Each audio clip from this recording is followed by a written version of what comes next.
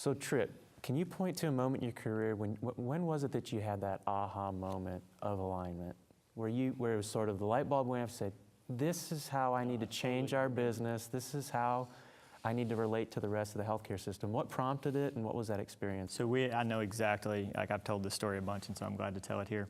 So we had a patient walk in the pharmacy. My father and I were working that day.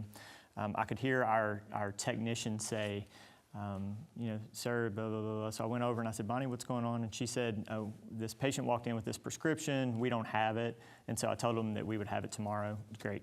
So the next day, what it ended up being was it was an HIV patient, small rural area. At the time, we weren't doing much HIV. We worked $4,000 worth of medicine. We didn't have it in stock, but next day delivery, we were going to have it, and no big deal.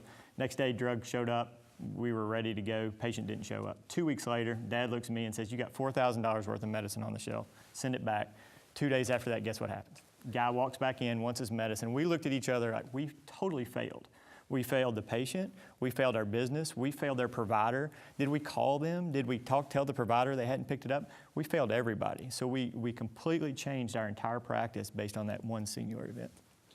And for you, Dr. Wynn, did you have an aha moment at some point in your career trajectory? You said, practicing the way I started practicing, it's going to be tough if it takes a village. What was that moment, and how did it change? You say, I'm going to think about this differently, and here's what I'm going to do differently.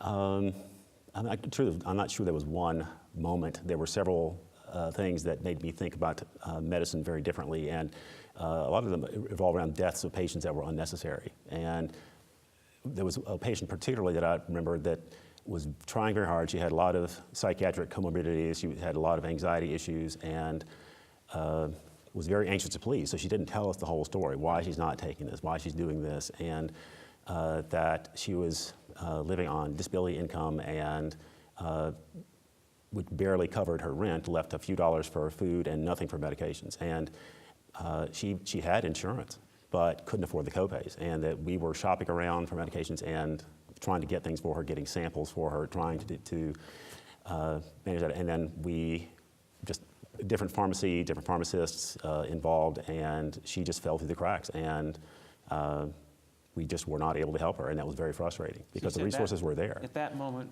you want to do pharmacy differently. Oh yeah. Essentially. Yeah, there's got to be a better way to do this. So tough question. The majority of healthcare in this country is purchased by two groups, employers and taxpayers.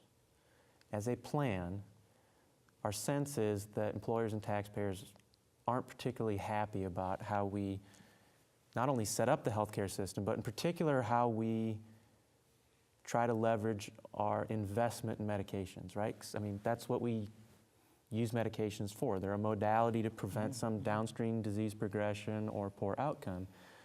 What are employers and taxpayers telling you about how they want to see things different so that we create performance alignment, so that we create patient alignment? How do we create this alignment where we do care differently in a team-based model and so on and so forth? And what are they telling you as sort of a purchaser community? Yeah, so all of us have a certain aspect of a business hat on, and we talk about return on investment.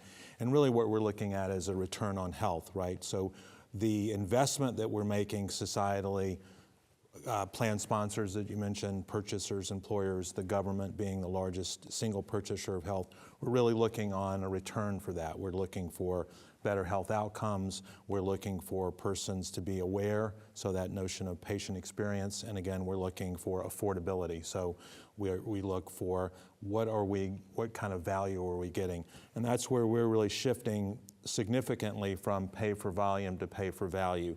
And how do we define that value? Again, that value is defined on total cost of care. So we look at a particular system. We would look at Dr. Wynn's practice and his 4.5 FTE and would say to him, here's how you're doing with the persons that are in your practice. We call that attribution. So you have an attributed population.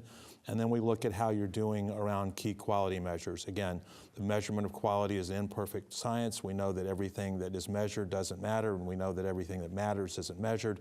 So we still are struggling there. But for what measures we do have and for what measures that are perceived as having a significant impact on a chronic condition like diabetes. We assiduously measure those things. And then we, again, look at how persons are experiencing their care.